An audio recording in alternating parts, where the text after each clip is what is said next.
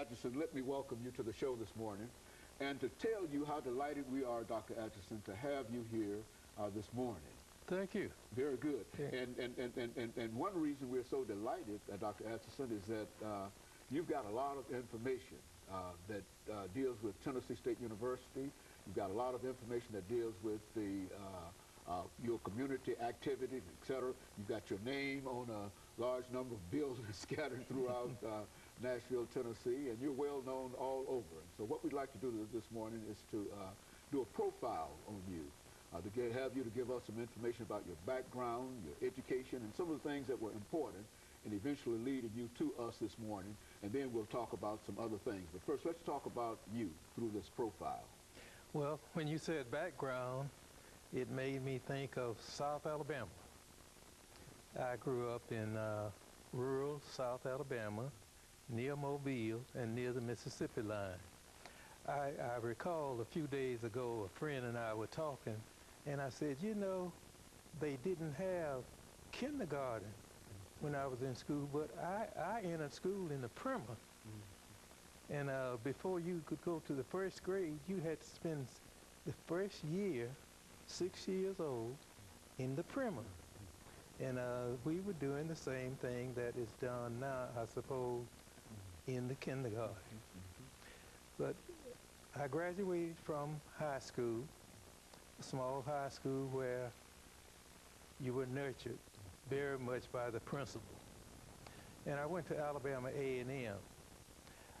At that time, you could go to school and work a half day. So I started Alabama A&M as a part-time student. I worked a half day and went to school a half day.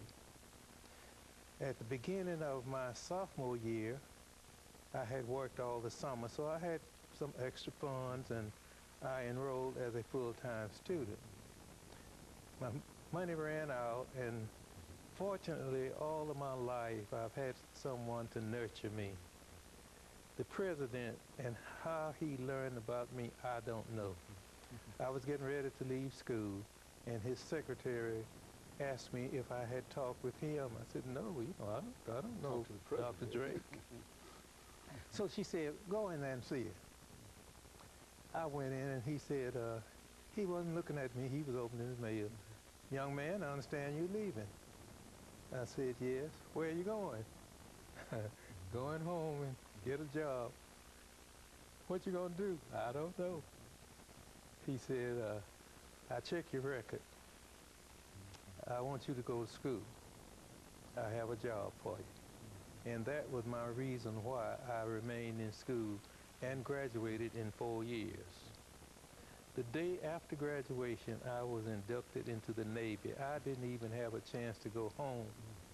I went directly to the Armed Forces from college. Now, what year was this? This was in 1944. Okay, so you were doing the war. It was just about time for the war.